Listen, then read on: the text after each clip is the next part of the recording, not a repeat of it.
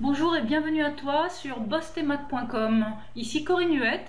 Dans cette vidéo, je vais te montrer comment décomposer des vecteurs dans le but, si tu veux, de montrer que des droites sont parallèles ou que trois points sont alignés. Alors c'est une vidéo qui est spécifique au niveau de la première S, mais si tu es un petit peu à l'aise en fin de seconde sur les vecteurs, tu peux quand même la visionner, histoire de te mettre un petit peu dans le bain pour la première S. A tout de suite, on y va. Alors avant d'entrer dans le vif du sujet, j'ai besoin de te faire deux rappels. Le premier rappel concerne la relation de Chasles. Alors qu'est-ce qu'elle nous dit, cette relation de Chasles?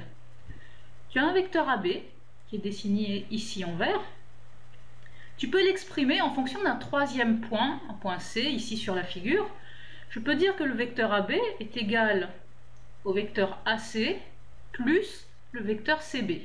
Voilà ce qu'on appelle la relation de Chasles. En gros, qu'est-ce qu'on a fait? Eh bien, dans le vecteur AB, on a introduit le point C. Alors, ça marche pour n'importe quel troisième point. Par exemple, si je prends ici un point F, eh bien, je peux dire que le vecteur AB est égal à AF plus FB, comme ceci. Et si tu as compris le principe, ça marche pour n'importe quel troisième point. Donc par exemple, je peux dire que le vecteur AB est égal au vecteur AK plus KB en introduisant un troisième point que j'ai noté K. Le deuxième rappel que je souhaitais te faire concerne les vecteurs collinéaires. Alors deux vecteurs U et V sont collinéaires. Qu'est-ce que ça signifie? Bien, ça signifie que les vecteurs U et V ont la même direction. Alors qu'est-ce que ça veut dire ça? Eh bien, ça veut dire qu'en fait, les vecteurs U et V sont portés par deux droites parallèles. Donc par exemple, ici sur cette première droite, je vais placer le vecteur U en vert, comme ceci. Et sur une droite parallèle, je vais placer en rose le vecteur V, comme ceci. Donc si tes deux vecteurs U et V sont portés par des droites qui sont parallèles, on dit qu'ils ont la même direction, et ça signifie que tes deux vecteurs sont collinaires. Alors si je veux symboliser ça par une relation mathématique, eh bien ça signifie tout simplement qu'il va exister un nombre réel que je vais noter K, tel que l'un des deux vecteurs est égal à l'autre vecteur multiplié par K. Donc ici j'ai écrit que le vecteur V est égal à K fois le vecteur U. Alors si tu regardes mon exemple ici, comme mes deux vecteurs vont dans des sens contraires, je sais que je vais avoir V égale moins quelque chose fois le vecteur U. Ensuite, si tu compares leur longueur, ici j'ai la longueur de V, ici j'ai la longueur de U. Alors quand on parle de vecteur, en fait la longueur, ça s'appelle la norme. Là tu vois bien que V a une longueur qui est 2 fois plus grande que celle de U. Hein, j'ai 2 fois la longueur de U ici. Donc je vais pouvoir dire que mon vecteur V est égal à moins 2 fois le vecteur U. Voici la relation de collinéarité entre mes vecteurs U et V dans ce petit exemple. Alors maintenant que tu as compris la notion de collinéarité de deux vecteurs, eh bien c'est bien beau, mais à quoi ça sert? Alors ça sert principalement à deux choses. Premièrement, ça sert à montrer que deux droites sont parallèles. Alors je m'explique. Si tu considères deux vecteurs AB et CD, donc tu vois ici j'ai 4 points qui sont en jeu, les points A, B, C et D. Eh bien si les vecteurs AB et CD sont collinéaires, alors les droites AB et CD sont parallèles. C'est très facile à comprendre avec une petite figure. Tu vois ici le vecteur AB, ici le vecteur CD, ils sont portés par des droites parallèles, donc j'ai bien des vecteurs collinéaires. Eh bien, si ces vecteurs sont collinéaires, les droites qui les portent sont parallèles. Deuxièmement, la collinéarité, ça sert à montrer aussi que trois points sont alignés. Voilà, c'est la deuxième application de la collinéarité. Alors je m'explique. Tu considères encore deux vecteurs AB et AC. Alors cette fois-ci, j'ai uniquement 3 points qui sont en jeu, qui sont le point A, le point B et le point C. Ici, j'ai le point A qui se répète. Eh bien, si les vecteurs AB et AC sont collinéaires, alors je pourrais affirmer que les 3 points A, B et C sont alignés. Si tu regardes ici cette figure, j'ai ici le vecteur AB, ici le vecteur AC. Ils sont collinaires puisqu'ils sont portés par la même droite. Et bien à ce moment-là, tu vois bien que, effectivement, comme ils sont sur la même droite, et bien les 3 points A, B et C sont alignés. Voilà à quoi ça sert la collinéarité. Voyons tout de suite comment on s'y prend dans un exercice. Voici un exercice sur la première application de la collinéarité. ABC est un triangle. Alors, je vais faire une petite figure en même temps que je lis l'énoncé. Donc, je trace un triangle ABC comme ceci. Les points K et L sont tels que le vecteur AK est égal à 4 fois le vecteur AC. Alors, je regarde ici mon vecteur AC. Je dois le reporter 4 fois dans la même direction. Donc 2 fois, 3e fois, et enfin une 4e fois. Et à l'extrémité, j'ai donc mon point K. J'ai bien que AK est égal à 4 fois le vecteur AC. Ensuite, j'ai le vecteur AL qui est égal à 1 quart du vecteur AB. Donc ici, j'ai mon vecteur AB. Comme je dois en prendre que 1 quart, eh bien, je vais le couper en 4 parties égales. Et je vais prendre la première partie, le premier quart. Voici le point L. On me demande dans cet exercice de montrer que les droites CL et KB sont parallèles. On va déjà aller voir sur la figure si ça a l'air d'être le cas. Alors la droite CL, la voici, elle passe bien par C et par L. La droite KB, la voici, elle passe par K et par B. Alors excusez-moi, je trace les droites à main levée, c'est pas très droit. En tout cas, ça a effectivement l'air d'être parallèle. Comment vais-je m'y prendre pour montrer que ces deux droites sont effectivement parallèles? Eh bien, je vais démontrer que les vecteurs CL et KB sont collinaires. Mon but est donc de montrer que les vecteurs CL et KB sont collinaires. Et donc, en termes de formule, je souhaiterais avoir une formule de ce type-là, vecteur KB égale un nombre réel petit k fois mon vecteur CL. Voici ce à quoi je veux arriver.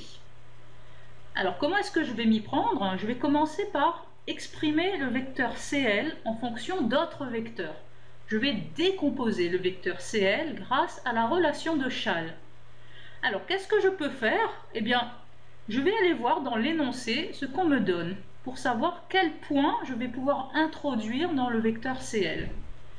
Alors, je regarde ici, j'ai le vecteur AK, ça ne m'intéresse pas, et ici, j'ai le vecteur AL. Donc, je vais exprimer CL avec le vecteur AL. Il faut donc que j'introduise le point A dans le vecteur CL. Ça va donc me donner, grâce à la relation de Schall, CL égale CA plus AL. Alors l'intérêt, c'est de pouvoir remplacer AL par la formule donnée par l'énoncé, c'est-à-dire 1 quart de AB. Donc j'y vais. CA pour le moment, je le garde, plus 1 quart de AB. Alors j'en reste là pour le moment en ce qui concerne CL. Je vais passer maintenant au vecteur KB et je vais le décomposer grâce à la relation de Schall. Donc la question c'est quel point je vais introduire dans le vecteur KB pour pouvoir l'exprimer avec des vecteurs qui vont bien. Alors dans l'énoncé, vous voyez qu'on me donne le vecteur AK. Donc je me dis tiens, ce serait pas mal si j'introduis ici le point A. De telle sorte que KB est égal à KA plus AB grâce à la relation de Schall. Tu es d'accord? Alors, l'énoncé me donne AK moi je veux KA, eh bien, je vais faire une toute petite transformation. Je vais dire que KA, c'est égal à moins AK. J'oublie pas de recopier le plus AB. Donc, ici, ça va me faire moins 4AC plus AB. Encore une fois, le moins AC, je vais le transformer en plus CA. Donc, ça va me donner 4CA plus AB.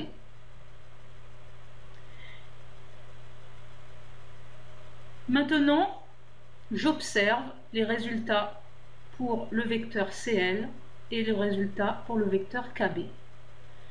Est-ce que tu ne vois pas un lien entre ces deux relations? Tu vois bien qu'ici, j'ai une fois le vecteur CA, ici je l'ai 4 fois. Donc, j'ai l'impression que, passer du premier au deuxième, j'ai multiplié par 4. On va vérifier ce qui se passe pour le vecteur AB. Ici, j'ai 1/4 du vecteur AB. Et si je le multiplie par 4, 1/4 multiplié par 4, ça fait 4/4. Ça fait une fois le vecteur AB. Donc, j'ai bien que CL multiplié par 4 est égal à KB.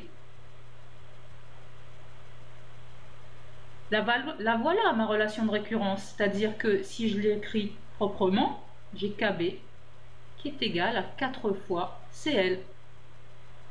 Donc, j'ai bien réussi, j'ai abouti à mon but. Le nombre petit k que je cherchais ici est égal à 4. Je peux donc conclure que les vecteurs KB et CL sont collinéaires et donc que les droites KB et CL sont parallèles. Voici la deuxième application de la collinéarité. ABCD est un parallélogramme. Alors, je vais tout de suite faire une petite figure comme ceci. A, B, C, D. Les points I et J sont tels que DI est égal à 3/4 du vecteur DA. Donc j'ai ici mon vecteur DA, je dois en prendre 3/4, donc je vais le couper en 4 parties égales, comme ceci, et mon point I est placé à la troisième partie, ici. Ensuite j'ai BJ qui est égal à 4/3 du vecteur BA. Alors, voici mon vecteur BA. Je dois le couper en 3 parties égales. Donc ici, j'ai 1/3, 2/3, 3/3. Alors, je prolonge un tout petit peu et je vais avoir ici 4/3 du vecteur BA. Je vais pouvoir donc ici placer le point J. Dans cet exercice, on me demande de montrer que les points C, I et J sont alignés. Je vais tout de suite aller voir sur la figure si ça a l'air d'être le cas. Donc C, I et J. Alors effectivement, j'ai l'impression qu'il y a une droite qui passe par ces 3 points. On va tout de suite démontrer que ces 3 points sont alignés. Comment? Eh bien, je vais démontrer que les vecteurs CI et CJ sont collinéaires. C'est-à-dire, mon but est d'obtenir une relation du type CJ égale une constante K fois le vecteur CI. Alors comme précédemment, on va décomposer les vecteurs CI et CJ en fonction des mêmes vecteurs afin de voir apparaître une relation entre ces deux vecteurs. Alors, j'ai le vecteur CI et je vais aller voir quel point introduire grâce à la relation de Schall pour pouvoir avoir des vecteurs qui vont bien. Dans l'énoncé, on me donne DI. Tiens, donc c'est pas mal si j'introduis le point D. Cela va me donner CD plus DI. Est-ce que tu es d'accord? Alors, ensuite, il faut utiliser le fait que ABCD est un parallélogramme. Alors, comment? Eh bien, ici, le vecteur CD que tu vois ici, dans un parallélogramme, en fait, il est égal au vecteur BA. donc je vais le remplacer par BA, plus le vecteur DI que je vais remplacer par son expression donnée dans l'énoncé, c'est-à-dire 3/4 de DA. Voilà, donc j'ai exprimé le vecteur CI en fonction des vecteurs BA et DA. Je vais donc essayer de faire la même chose pour le vecteur CJ. Alors, quel point introduire dans le vecteur CJ? Eh bien, dans l'énoncé, tu vois qu'on te donne BJ. Donc, l'idée, c'est d'introduire B. La relation de Schall va nous dire que c'est égal à CB plus BJ. Toujours d'accord? Ensuite, le vecteur CB, si tu regardes ton parallélogramme, il est ici, tu vois bien qu'il est égal au vecteur DA. Donc je vais le remplacer par DA, plus le vecteur BJ que tu vas remplacer par 4/3 de BA. Alors on va réordonner les termes, c'est-à-dire qu'on va d'abord mettre BA et ensuite DA, comme dans le vecteur CI. Donc je vais avoir 4/3 de BA plus DA. Voilà. Alors maintenant, tu observes bien ces deux résultats et tu essaies de trouver comment je passe de l'un à l'autre. Si tu regardes ici BA, il est accompagné du coefficient 1. Donc par quoi je vais le multiplier, ce nombre 1, pour avoir 4/3? Eh bien tout simplement par 4/3. Vérifions avec le coefficient de DA. Ici j'ai 3/4. Si je le multiplie par 4/3, eh bien ça va me faire 1 tout simplement, puisque 3 sur 3 ça s'en va, 4 sur 4 ça s'en va, il va me rester 1. Et c'est effectivement ce que j'ai comme coefficient ici devant DA.